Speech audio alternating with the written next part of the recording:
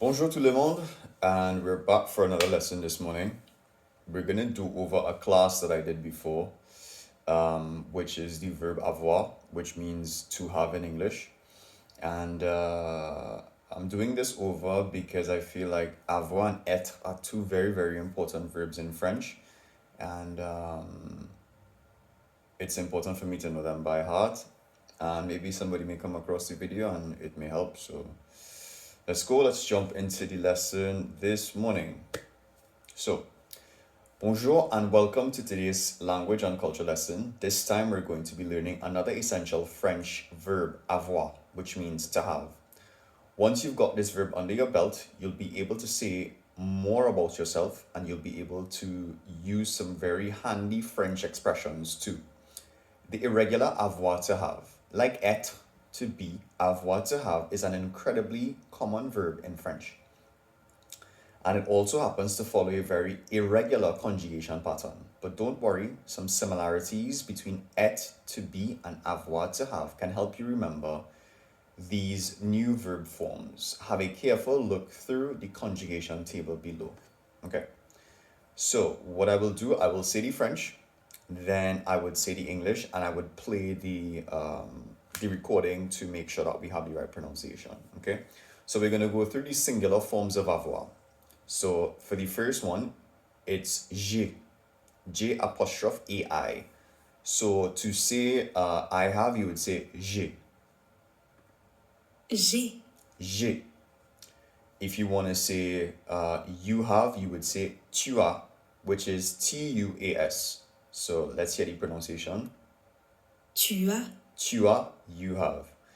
Then we have, if you want to say he has, you would say il a, which is ILA. Il a. Il a, he has. If you want to say she has, you would say elle a. Elle a. Elle a. If you want to say one has, you would say on a. On a. On a. Just remember to say on a. Okay, so from the top, we have j'ai, I have. We have tu as, you have. We have il a, he has. We have elle a, she has. And we have on a, one has.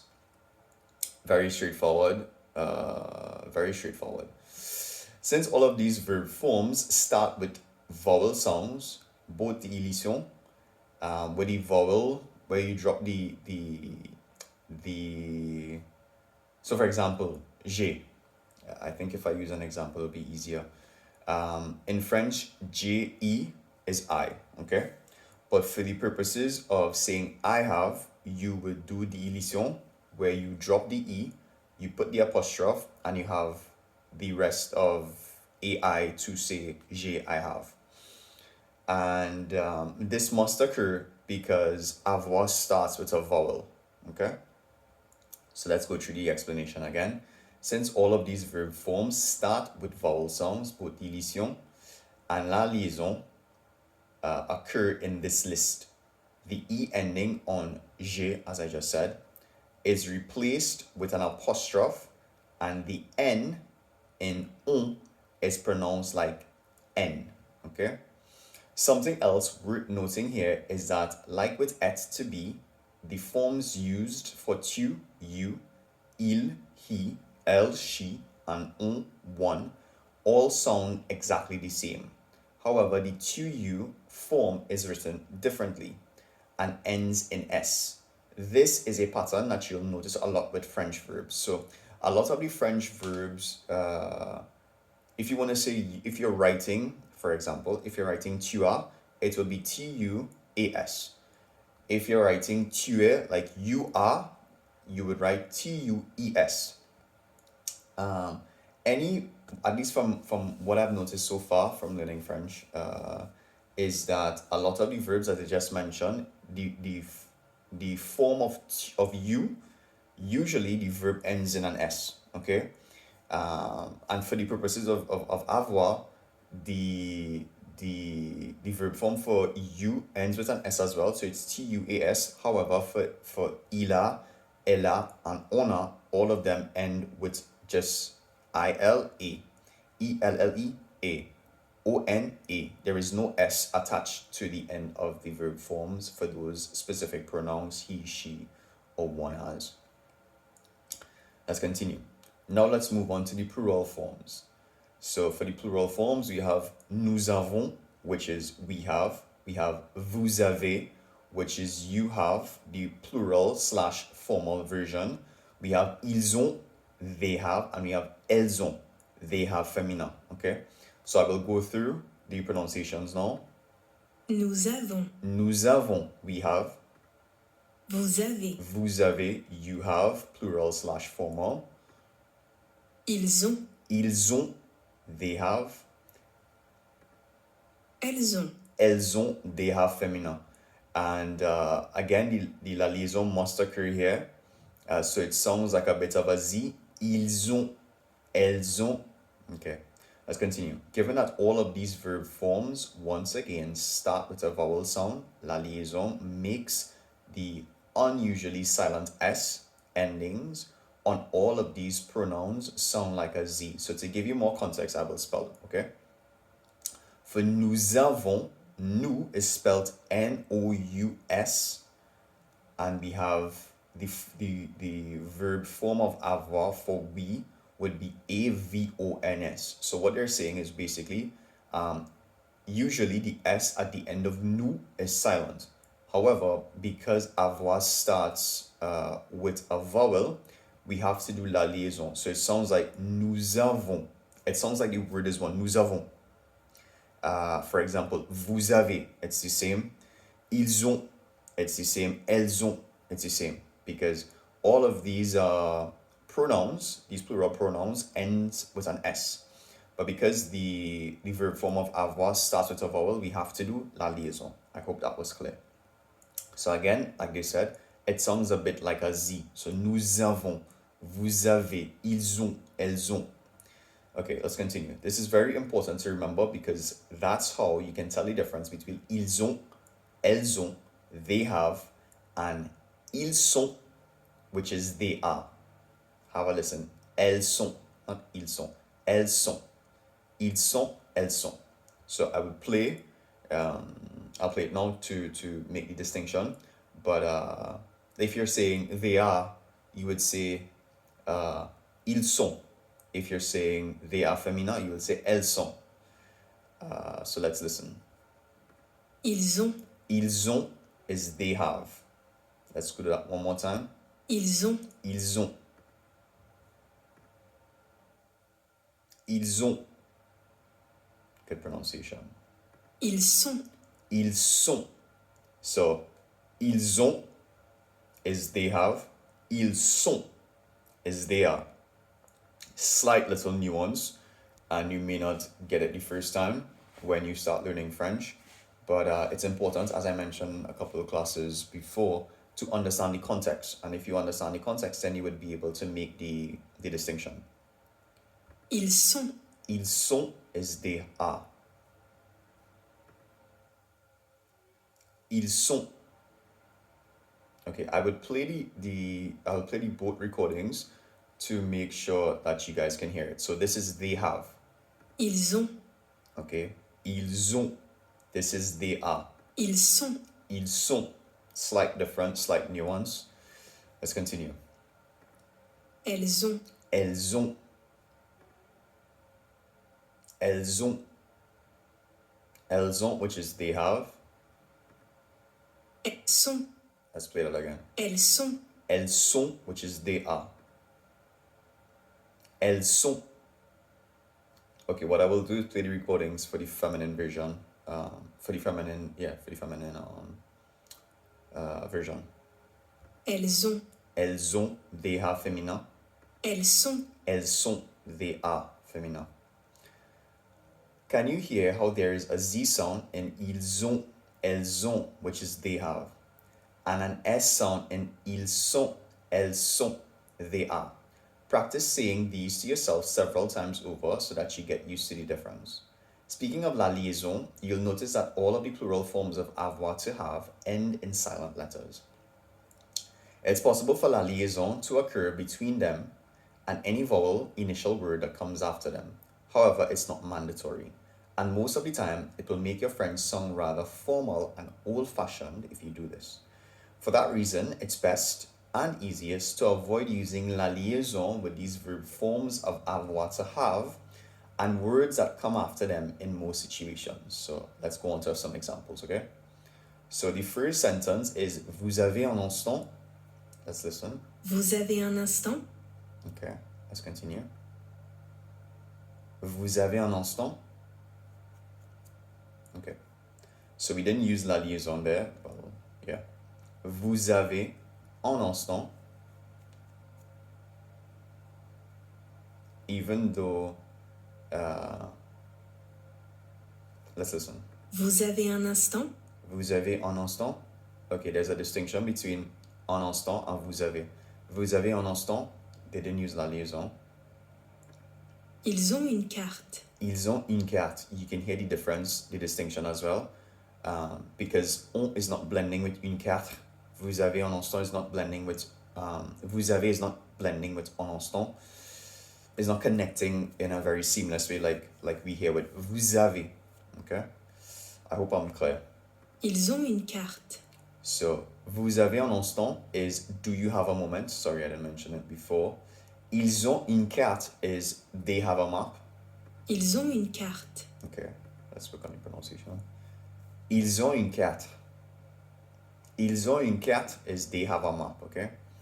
We have nous avons un enfant. Nous avons un enfant. Nous avons un enfant. Nous avons un enfant, which is we have a child. Nous avons un enfant. Okay, I feel like I want to do that over. I think I kind of fumbled at the end of it. So let's do it over. Nous avons un enfant. Et voilà. Let's continue. The singular tu, you form, as, ends in a silent letter as well. But you're unlikely to ever hear it undergo la liaison, and not just for reasons of formality. This is actually one of those instances where la liaison is forbidden, obviously. The present tense in the tu form of a verb should never liaise with a word coming after it. Let's repeat that last part again.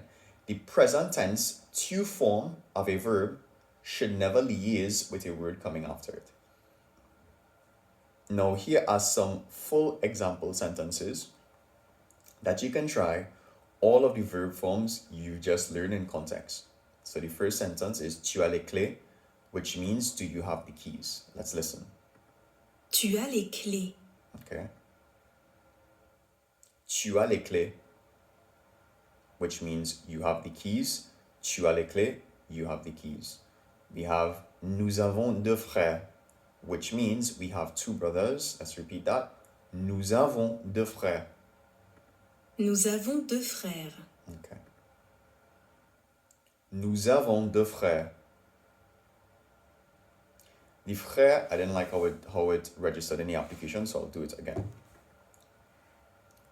Nous avons deux frères. Not, that's not. Nous avons deux frères.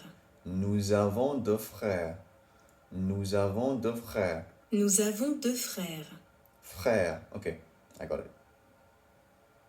Nous avons deux frères. C'est pas bon. I'll try again. Nous avons deux frères. Et voilà, I got it. So, nous avons deux frères is we have two brothers. Elle a un vélo, which means she has a bike. Let's listen to the pronunciation. Elle a un vélo. Elle a un vélo. Sounds a bit like she's singing. Elle a un vélo. Elle a un vélo. C'est pas bon. C'est pas bon. Je vais essayer encore. I'll try again. Elle a un vélo. Et voilà. C'est bon. It registered. So, elle a un vélo is she has a bike. Let's do the next sentence. Ils ont un peu d'amis. Ils ont un peu d'amis. Let's listen to the pronunciation. It's not ils, sorry. It's elles ont un peu d'amis. Elles ont peu d'amis. Elles ont peu d'amis. Elles ont peu d'amis. Elles ont peu d'amis, which means they have few friends. Elles ont peu d'amis. Let's work on my pronunciation. Elles ont peu d'amis. Registered immediately. The next sentence, on a du lait à la maison. On a du lait à la maison. On a du lait à la maison.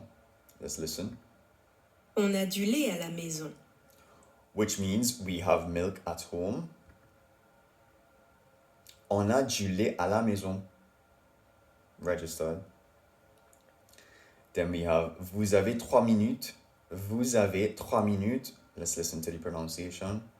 Vous avez 3 minutes. Excuse me. Vous avez 3 minutes. C'est bon, which means you have 3 minutes in a formal way. Then we have il a 4 sœurs, which means he has 4 sisters. Let's listen to the pronunciation. Il a 4 sœurs. Il a 4 sœurs. Let's try. Il a 4 sœurs. Good pronunciation, registered immediately on the app. So il a 4 sœurs, which means il a 4 sœurs, which means he has 4 sisters. Next sentence, j'ai assez de temps, which means I have enough time. J'ai assez de temps. J'ai assez de temps. Let's listen to the pronunciation. J'ai assez de... Okay, let's do that again. J'ai assez de temps. J'ai assez de temps. J'ai assez de temps. I have enough time. Next sentence. Ils ont beaucoup d'argent. Ils ont beaucoup d'argent, which means they have a lot of money. Ils ont beaucoup d'argent. Let's go. Ils ont beaucoup d'argent, which means, again, they have a lot of money in English. A note on expressions of quantity.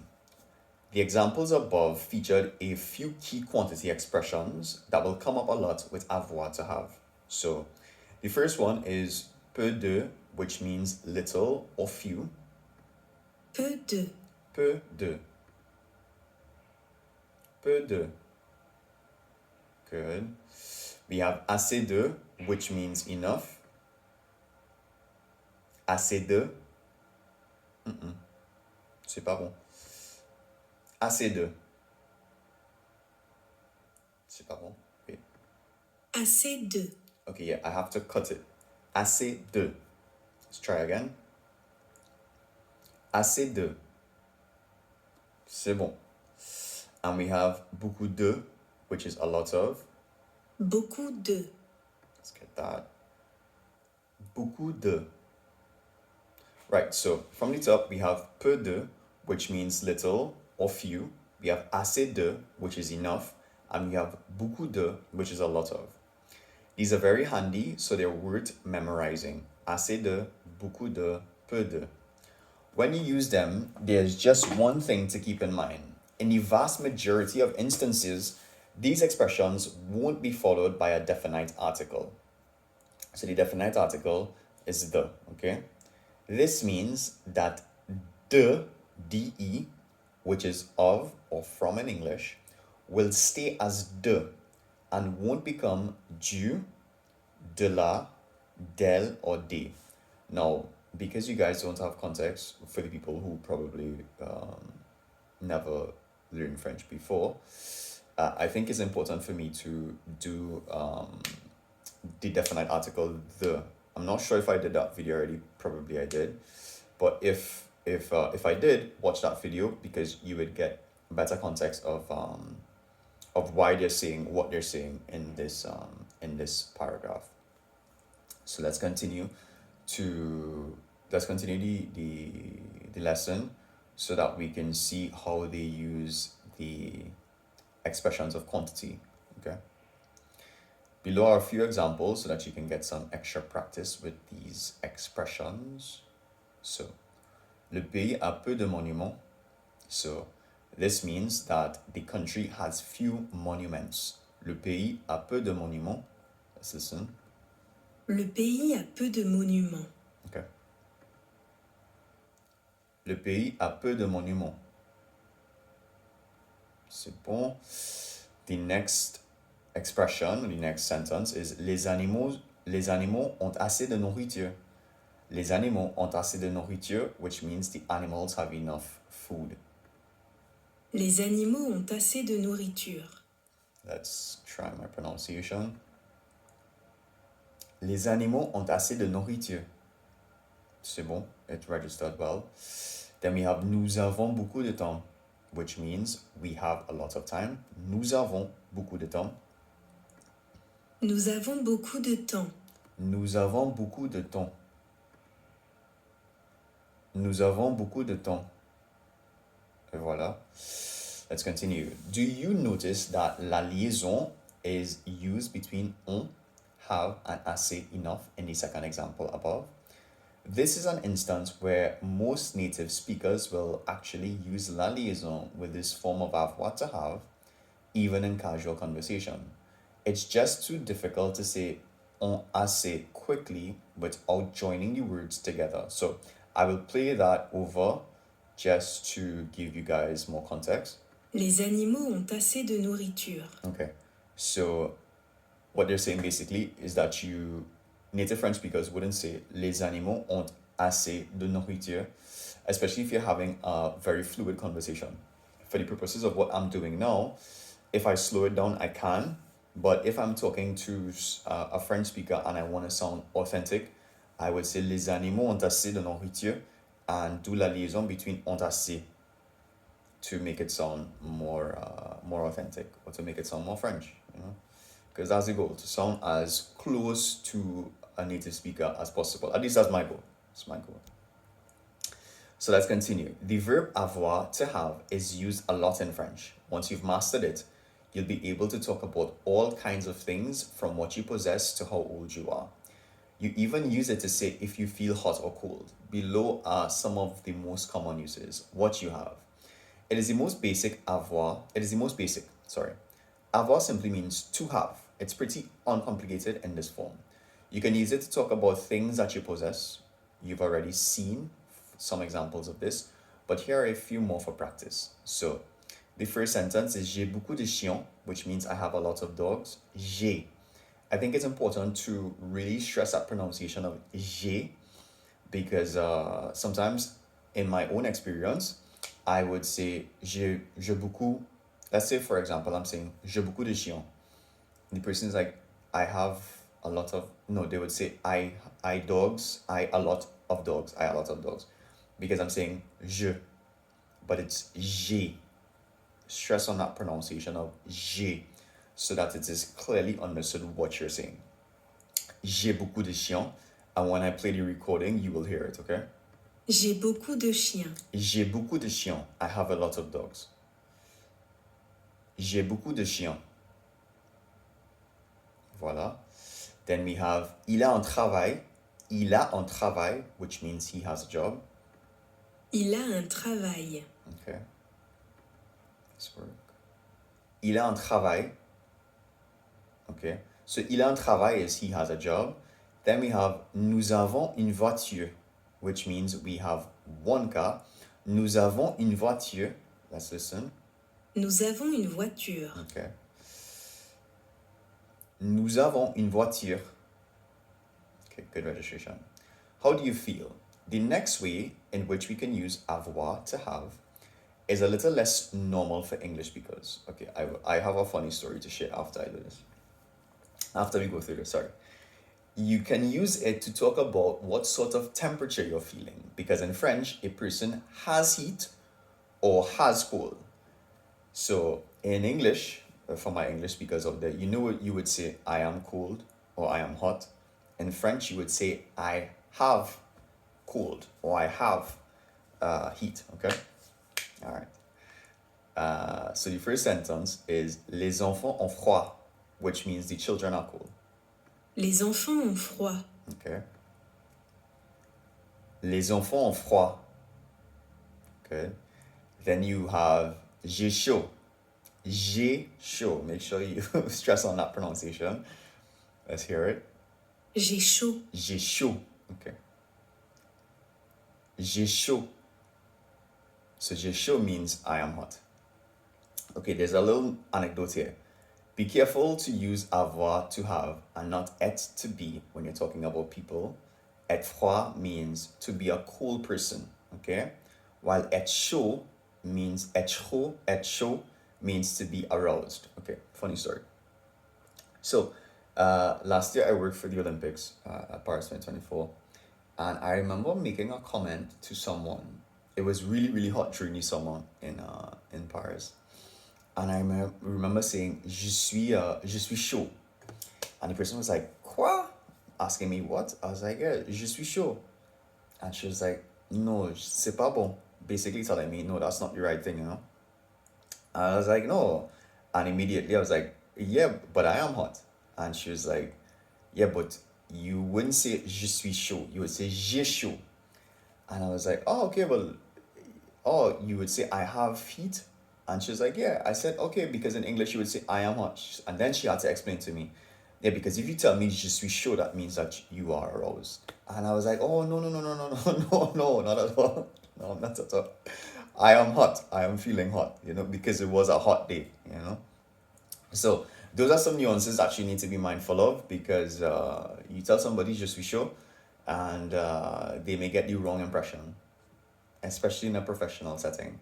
But no, I would say je suis chaud if my friends ask me, okay, hey, let's go to Paris to have a drink, or let's go sit on the Seine and have some wine.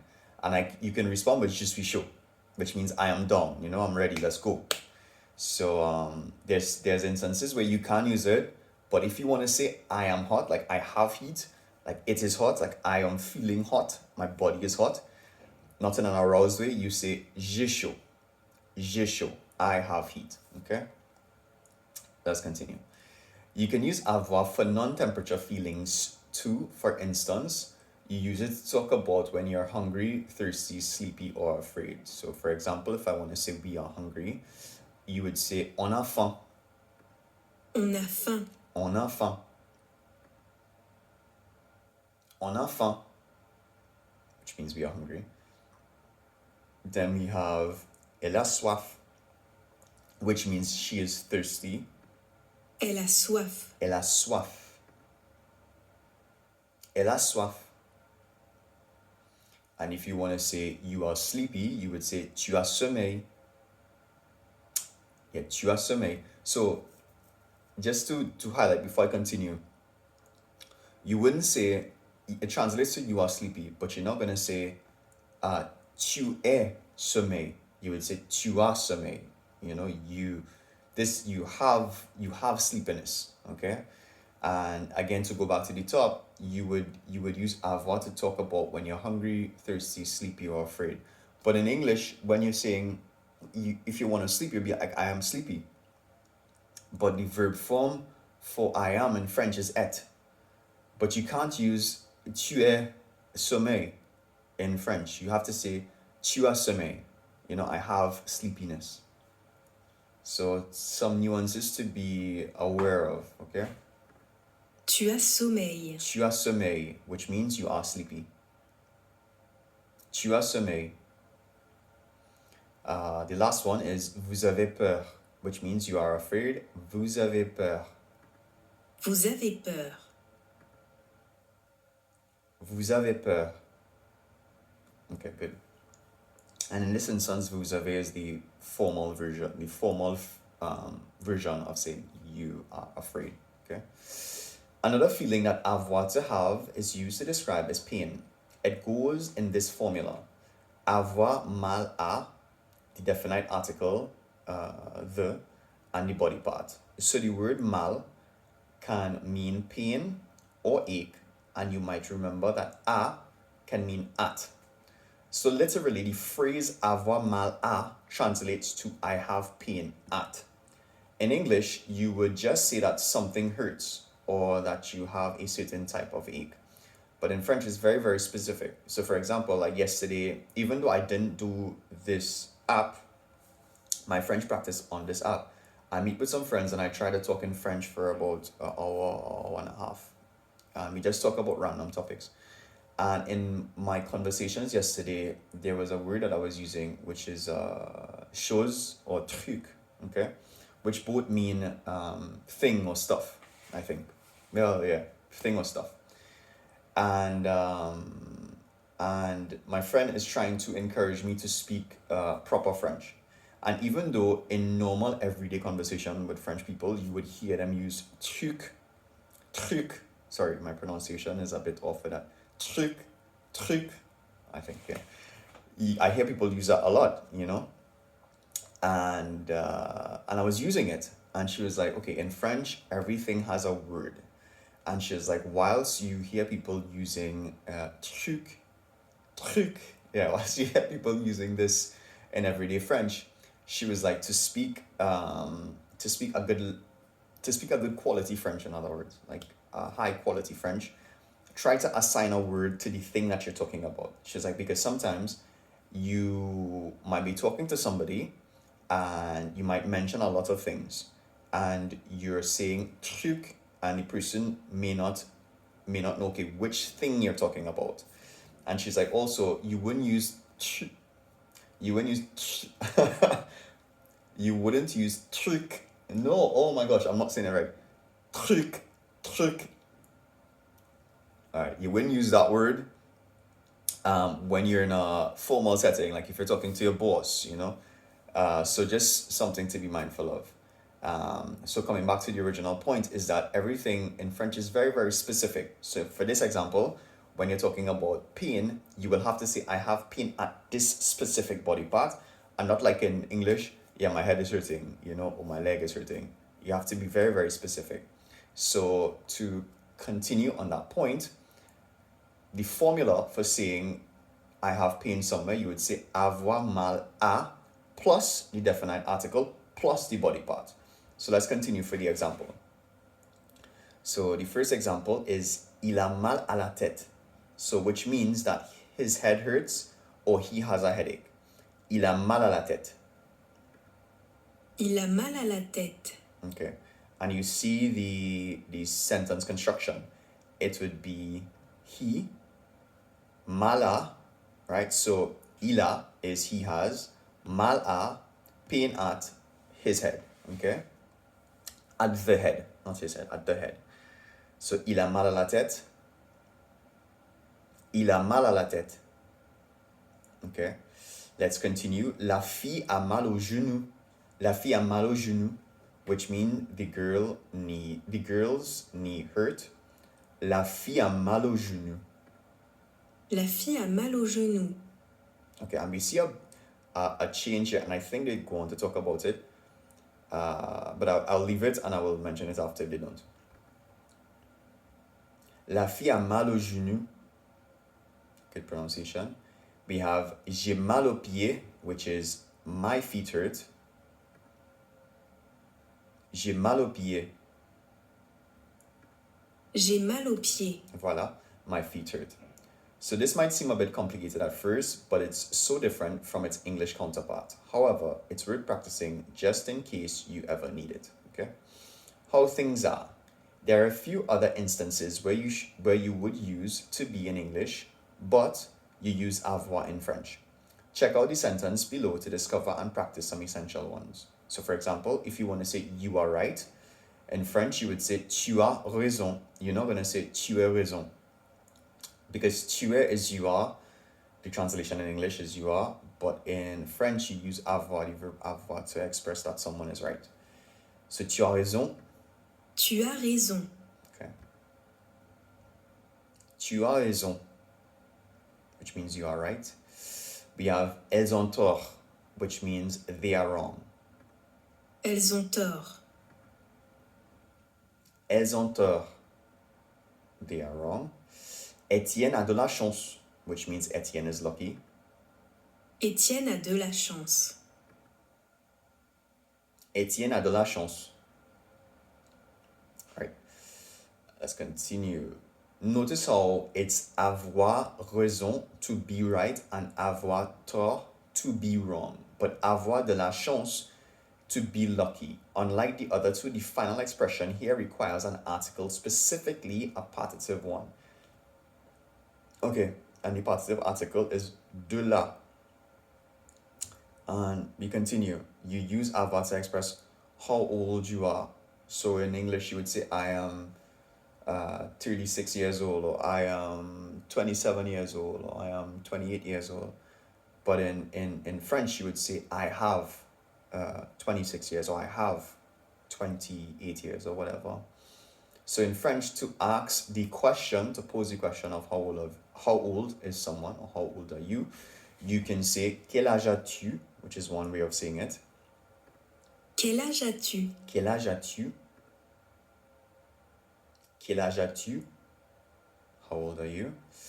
A response, il est 23 ans, which is she is 23 years old. So she would respond with, I have 23 years. And the first question is how old. If you do the literal translation in English, it's how old you have. Okay? But it's how old are you? Elle a 23 ans. Elle a 23 ans. She is 23 years old. Elle a 23 ans. Good pronunciation for you. We have j'ai 31 ans, which is I am 31 years old, but the exact translation in English, the literal translation I should say, is I have 31 years. Okay? J'ai 31 ans. J'ai 31 ans. J'ai 31 ans. I have 31 years.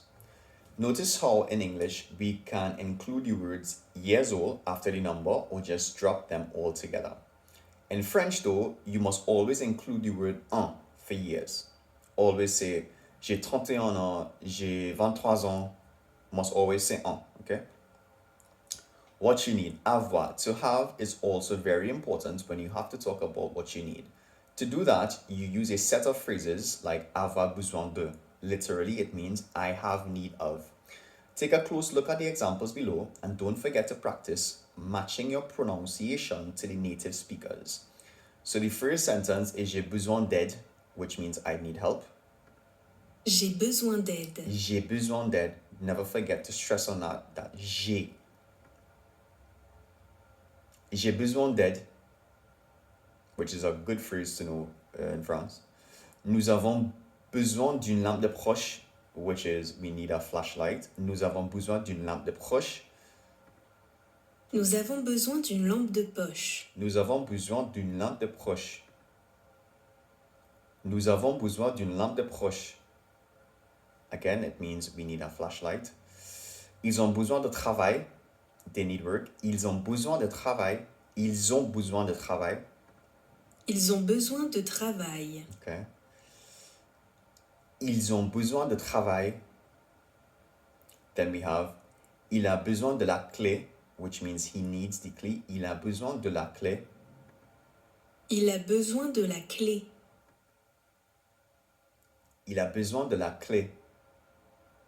Then we have on a besoin de sortir, which means we need to go out. On a besoin de sortir. On a besoin de sortir. On a besoin de sortir. On a besoin de sortir. And we have vous avez besoin de pommes de terre. Non, vous avez besoin de pommes pour faire la tarte. Vous avez besoin de pommes pour faire la tarte.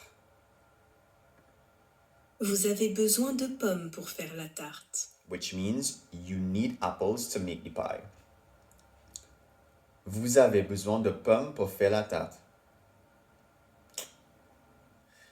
Notice how in most of the sentences above, there isn't a definite or indefinite article, i.e. the word for the or a, after de, de, of. So de in French means of or from, okay?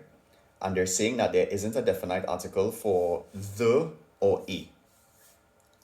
This is because besoin de, which means need of, is rarely followed by an article. You generally only need to add one when you're talking about something specific. So for example, we added a definite article when we're talking about the key, when we said he needs the key. And the sentence formulation was besoin de la clé, need the key. Or when you need to show that you're only talking about one of something, an example we used above was besoin d'une lampe de poche, need a flashlight. Because we're talking about one flashlight. Brings me back to my conversation about French is very, very specific in that regard. Another way of thinking about it is that if you don't need an article after need in English, then you probably don't need one after besoin de in French either, okay? What there is slash are. Avoir, to have, is also a major part of a very important expression, il y a, which means there is or there are. If you translate this expression literally word for word, you'll end up with something like it there has.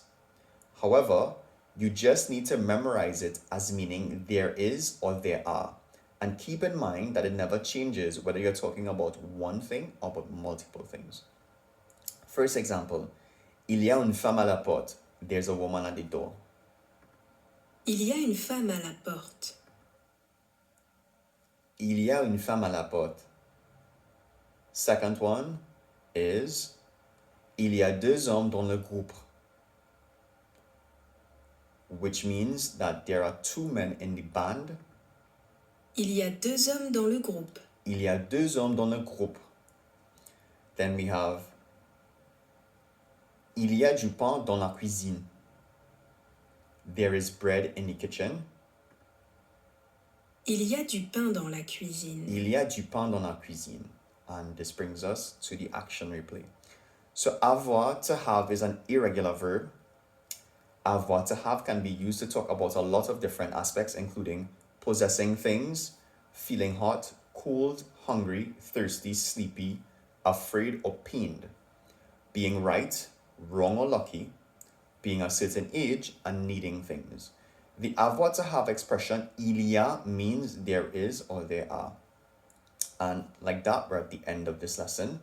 But as we end every lesson, we have a bit of culture to share. So for example, today we're talking about Paris and its arrondissement. So the modern city of Paris, widely known for being a center of romance, fashion, and art, has an incredibly long history that stretches back to before the arrival of the Romans. This history and the fact that it has been growing and changing gradually for centuries has given the city a unique and interesting layout. The city is made up of 20 arrondissements. An arrondissement is essentially being a French equivalent of a district or quarter in a city. These arrondissements are numbered and spiral out from the central Île la Cité, an island in the middle of the Seine River. The fact that the arrondissements are arranged in a spiral explains why their numbers seem a little strangely placed at first glance. For instance, the 3rd arrondissement shares a border with the 10th and the 11th arrondissements. Each of the different arrondissements typically has its own feel and its own claim to fame. The 18th arrondissement, for example, is where you'll find Montmartre, beautiful place, people, beautiful place, a hill that overlooks the rest of Paris and is home to both the famous Basilique du Sacré-Cœur, beautiful church, beautiful cathedral, I should say, sorry, which translates, Basilique du Sacré-Cœur translates to Basilique of the Sacred Heart, and the Artist Square, La Place du Terre, among many other sites. The 5th arrondissement, another very, very touristic area, beautiful place as well, a lot more bustling than Montmartre. Meanwhile, contains le Quartier Latin, the Latin Quarter, which is numerous university buildings. Cool place to live also. Both of them are cool places to live. But Paris isn't just divided up into administrative arrondissements. It is also divided by the Seine into la rive gauche, the left bank, to the south, and la rive droite, the right bank, to the north. La rive gauche, the left bank, is typically associated with intellectuals, writers, and artists, while la rive droite, the right bank, is typically associated with business and the wealthy. Although these distinctions have become a bit outdated nowadays, nevertheless, it is still worth memorizing the terms la rive gauche, the left bank, and la rive droite, the right bank, since they are commonly used to describe where things are located within the city. So, on your next trip to Paris, check your map to find each of the numbered arrondissements and the curving line of the Seine. They're the best way to orient yourself. So, the first word for practice, l'arrondissement. This was a bit hard for me to say when I just got here. I butchered this word so many times. Let's listen to the pronunciation.